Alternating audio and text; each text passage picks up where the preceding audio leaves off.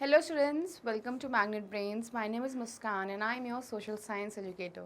Today we'll be studying chapter 4 globalization and the Indian economy में, which is your class 10 की social science में economics book में assertion and reason based questions. So moving forward, after completing the chapter we have completed the NCERT solutions, MCQs. Now assertion reason based करेंगे, उसके बाद we'll be doing further long answer type, short answer types, that is your most important questions. But उसके पहले let me introduce you this platform. Magnet Brains provide करता है high quality free education from class kindergarten to class 12th in English medium and from class 6 to class 12th in Hindi medium.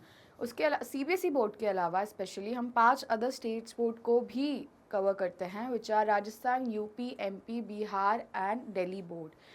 E notes and e books नीचे description box पर जो link है उसे click कर कर आप access कर सकते हैं. Now let's start study. Okay, so assertion and reason based questions आपके क्वेश्चन पेपर ऑफ एसएसटी में बहुत इंपॉर्टेंट रोल प्ले करता है, बिकॉज अभी रिसेंट इंट्रोड्यूस हुआ है 2-3 साल पहले ही. पहले एमसीक्यूज़ ही नहीं आते थे. पहले when we gave our exams, then no MCQs were asked as such. But assertion and reason based नया टाइप के क्वेश्चंस हैं एंड एक्चुअली ये फंसाते भी हैं बहुत ज़्यादा जब बच्चों को. तो इसमें आप एक टेक्निक बता सकती हूँ मैं, जब what I use to apply. तो हमारे टाइम पे नहीं आते थे, but when we started preparing for competitive exams, तो we actually this technique is useful for students also. So assertion में एंड रीज़न, असर्शन क्या बोल रहा है, एक स्टेटमेंट दे रहा है एंड उस स्टेटमेंट का रीज़न दे रहा है. ठीक है, कि ये स्टेटमेंट है, इसका रीज़न ये हो सकता है. ठीक है, तो what you can do is you can add because after assertion, like MNCs play an important role in the globalization process because MNCs set up production facilities in multiple countries creating a global network. अब ये reason satisfy कर रहा है नहीं, we will see, but ऐसे आपको easy होएगा solve करने में. तो that's why this is the technique that I used to apply. Again I'm saying कि आप भी apply करके देना, and I'll give 5 seconds to you to actually solve the question. I'll be reading the statement, that is your assertion, and the reason after that and the points, and then I'll give you 5 seconds to think about the answer कि इसका answer क्या हो सकता है. Then I'll show you the answers. Okay, now let's start. So question number 1 क्या कह रहा है, assertion बोल रहा है MNCs play an important role in the globalization process. सही है. and MNCs because reason क्या बोल रहा है अब ये, MNCs set up production facilities in multiple countries creating a global network. दोनों सही लग रहे हैं वैसे तो मेरे को, बट आप बताइए कि अब दोनों सही है तो ये सिचुएशन आ जाती है कि ये असर्शन जो है वो सही एक्सप्लेनेशन है रीज़न का, या फिर नहीं है या फिर नहीं है, ये वाली सिचुएशन आ जाती है. अगर है तो ए होएगा ऑप्शन, एंड अगर नहीं है तो both A and R are true, but R is not the correct explanation of A. ठीक है, ये वाला ऑप्शन आएगा.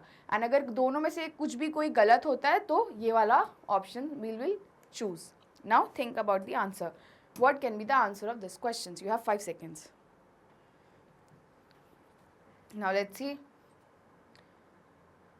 ए, जैसे मैंने बोला कि MNCs दोनों सही लग रहे थे, बट वही था डाउट कि ए या बी में से कौन सा सही हो सकता है, रीज़न सही सल्यूशन है असर्शन का या नहीं.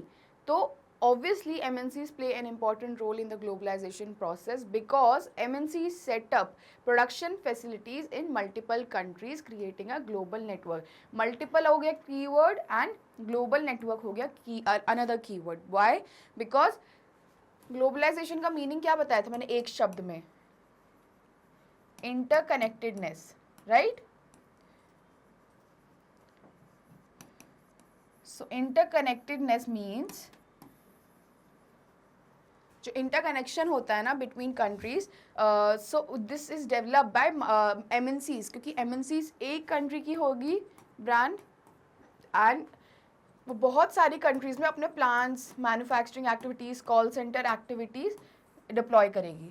तो ऐसे क्या होएगा, इंटरकनेक्टेडनेस बढ़ रही है, तो देयरफॉर प्रॉपर जस्टिफाई कर रहा है स्टेटमेंट कि MNCs play an important role in globalization process because MNC set up production facilities in multiple countries creating a global network. Again global network keyword है.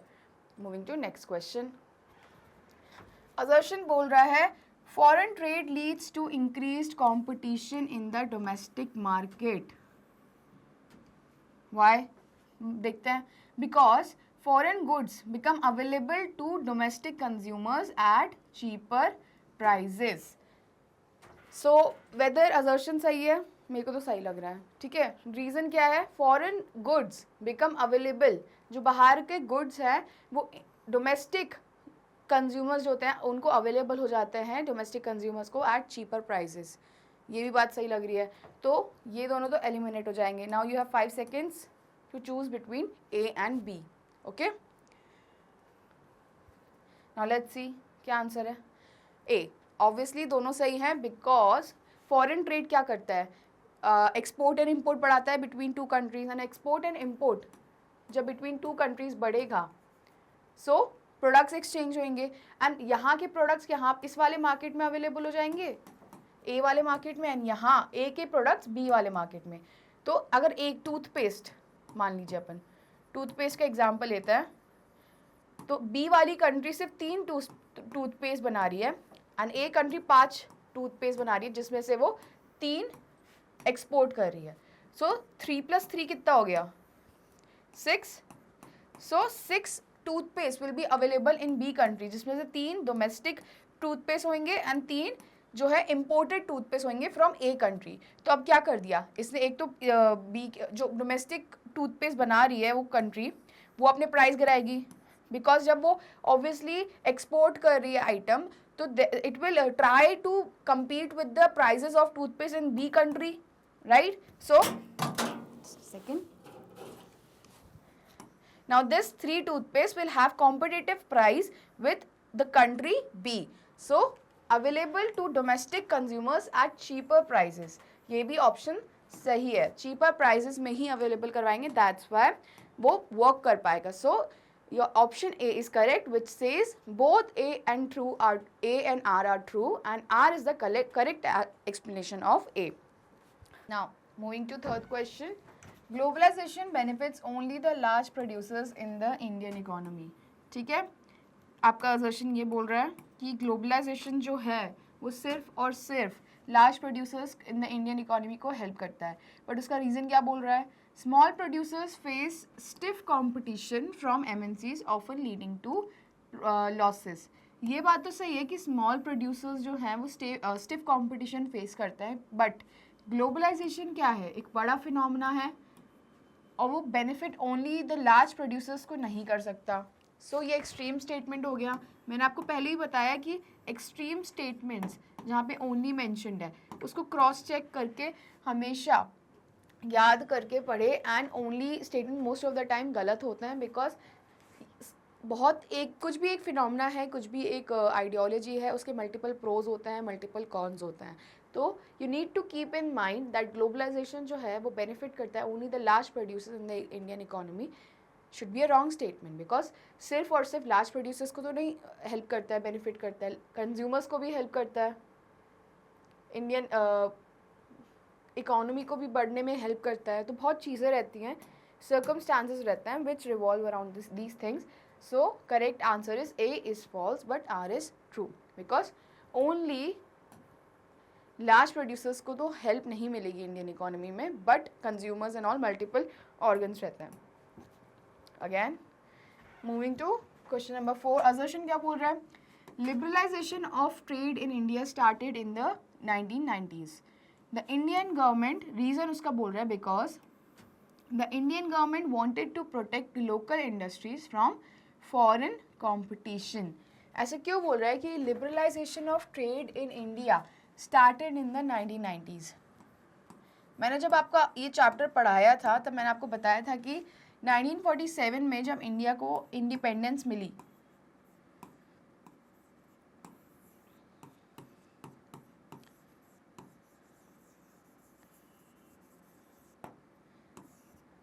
तब इंडियन इकोनॉमी कैसी थी 1947 में, उसकी बात करता है.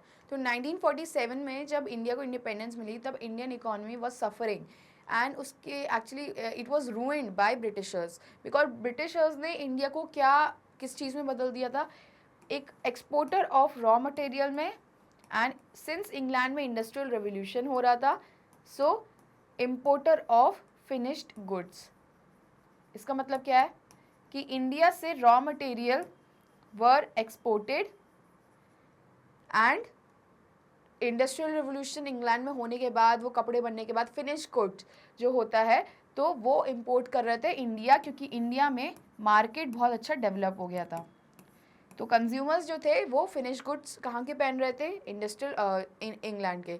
So this process continued, and इससे क्या हुआ, इंडिया का जो सेकेंडरी एक्टिविटीज़ है that is manufacturing industries that actually never started, मतलब बहुत ही कम प्राइमरी स्टेजेस पे था, उनको बंद कर दिया, तो वो गेन नहीं मिल पाया।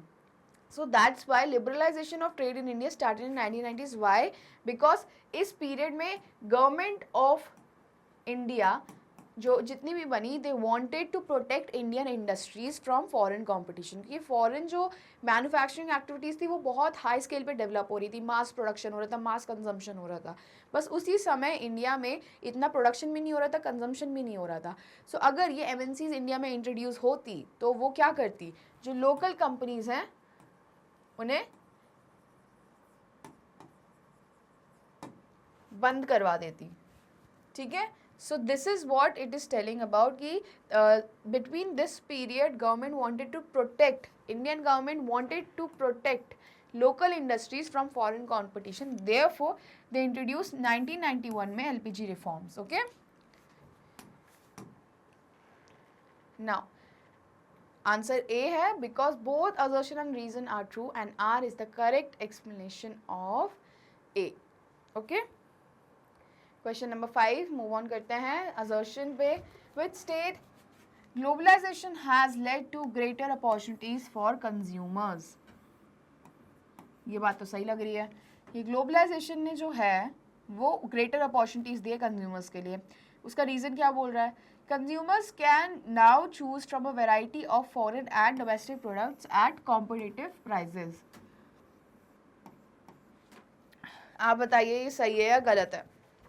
ग्लोबलाइजेशन का 101 क्लास में ये बताया था कि ग्लोबलाइजेशन कैसे कॉम्पिटिटिव प्राइजेस अचीव करने में हेल्प करता है। तो I am giving you 5 seconds to think about the answer. क्या हो सकता है इसका answer. Now let's see. Both assertion and reason are true and R is the correct explanation of A. Why?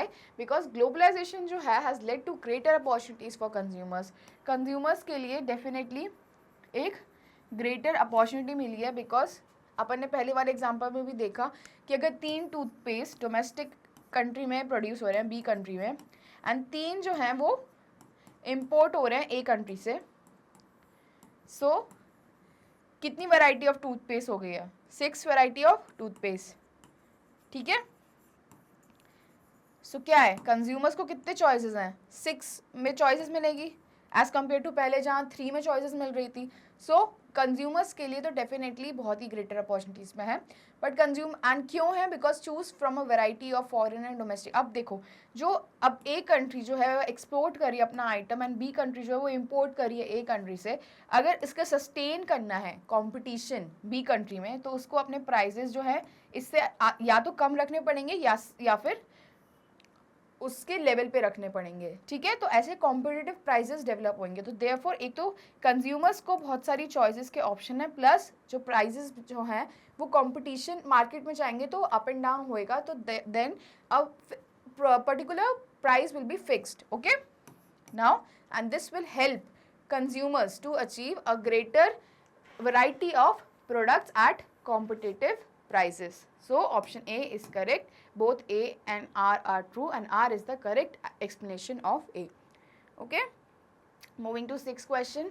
Globalization always leads to the improvement of living standards for everyone. So मैंने starting अभी एक दो third question या मैं बताया था कि extreme statements like only, always, most of the time they are wrong, ठीक है। तो ये एक इसका नोट बना लेना assertion and reason based question में। कैसे कि अगर ऐसे क्वेश्चन आ जाए कि जिसमें ऑलवेज मैंशनड है, तो that will be your wrong. Why? Because reason देखते हैं पहले तो. MNCs provide jobs and income for the people in developing countries, तो ये तो सही लग रहा है obviously. Why? Because employment, income, opportunities हमने पढ़ा था कि MNCs जो हैं वो jobs and income for the people देती है. बट अगर आपको असर्शन नहीं पता चल गया कि ये स्टेटमेंट गलत है, तो आपके ऑब्वियसली ये तो क्रॉस आउट हो जाएंगे. आपको इन दोनों में चूज करना पड़ेगा, ठीक है. तो यू नो कि असर्शन इज रॉन्ग, तो definitely A is false and R is true. Now let's see. A is false, R is true. Okay. Now, question number 7 क्या बोल रहा है assertion में? Advances in transportation and communication have fueled globalization because reason they allow goods and information to travel faster and at lower cost across countries. देखो obviously country A से country B तक export या import करने के लिए transportation and communication develop होएगा. वो बताएंगे हमें कितना क्या कोटास चाहिए, कितनी रिक्वायरमेंट है बी कंट्री को ए कंट्री से, एंड ए कंट्री बोलेगी ये सामान हमारे पास अवेलेबल है, ये एंड इतने टाइम पे हम बेच सकते हैं. तो क्या चाहिए? मोस्ट इम्पॉर्टेंट थिंग जिसका डेवलपमेंट होने के कारण सबसे ज़्यादा इम्पैक्ट पड़ा है ग्लोबलाइजेशन पे, इंक्रीज हुआ actually globalization, was transportation and communication network. Because इसके बिना तो ग्लोबलाइजेशन कुछ नहीं है. बिकॉज ये नहीं था, दैट्स वाई ग्लोबलाइजेशन पहले नहीं हो पाया इतना मल्टीपल फोल्ड्स में जहां अब हो रहा है, ठीक है. So let's see, both A and R are true and R is the correct explanation of A. Again, now question number 8, small Indian industries have flourished due to globalization. Small Indian industries, फिर से पढ़ो, small Indian industries flourish की हैं क्या? उसका reason क्या बोल रहा है? Global competition has encourage small industries to innovate and improve product quality. देखो अब ये तो सही लग रहा है, क्योंकि जब फॉरेन से प्रोडक्ट्स इंट्रोड्यूस होंगे डोमेस्टिक इकोनॉमी में, तो स्मॉल प्रोड्यूसर्स जो हैं वो दे विल ऑल्सो थिंक कि हमें अपना प्राइस कम करना पड़ेगा, उसकी क्वालिटी बढ़ानी पड़ेगी अगर हमें मार्केट में सस्टेन करना है. तो they will be encourage to innovate and improve product quality. तो ये तो सही लग रहा है, बट ये क्यों गलत लग रहा है? Small Indian industries have flourish due to globalization. Flourish तो नहीं हुई हैं, because we also study in the chapter कि कैसे सुशीला एंड रवि की जो इंडस्ट्रीज थी, they actually got shut down due to globalization because they were small industries. So obviously A is false but R is true, because small industries का collapse हमने देखा है इस चैप्टर में. We have studied globalisation, that globalisation के कारण जब foreign की इंडस्ट्रीज़ इंडिया में इंट्रोड्यूस होती हैं और एक अच्छे लेवल पे इंट्रोड्यूस होती हैं, अच्छा प्रोडक्ट का प्राइस प्रोवाइड करती हैं, so small Indian industries have flourish due to globalization is wrong, because नहीं है ऐसा, इसका उल्टा है कि स्मॉल इंडस्ट्रीज कोलैप्स करती हैं. सो assertion is wrong and R is true. Reason is true. Now question number 9. The textile industry in India has suffered due to cheaper imports. Imports क्या होता है again?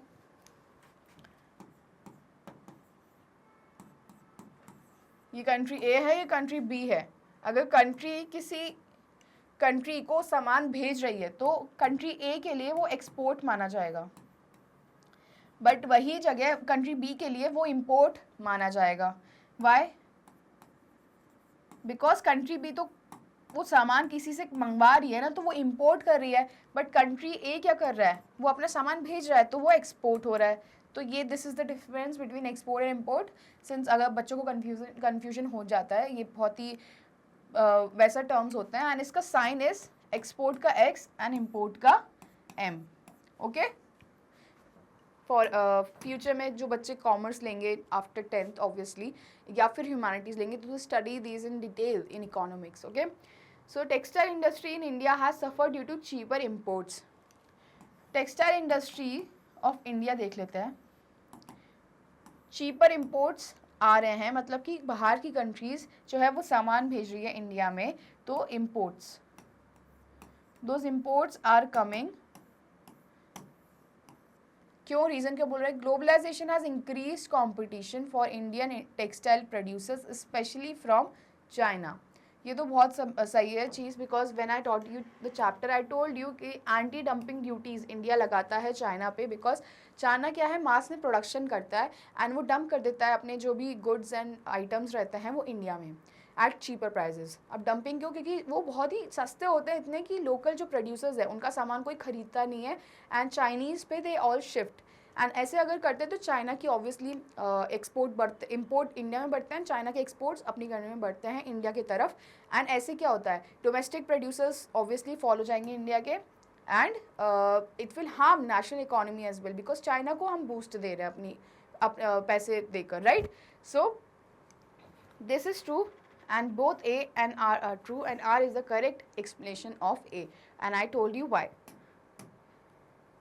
Now question number 10, globalization assertion बोल रहा है globalization has ensured equal benefits for all sections of society and उसका reason क्या बोल रहा है, globalization often widens the gap between rich and poor. Now this seems correct but assertion सही है या नहीं, let's see.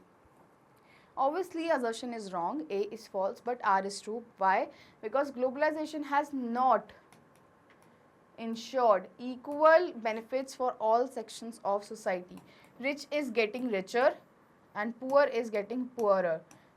And अपने negative impacts of globalization criticism में पढ़ा था कि how regional disparity is increasing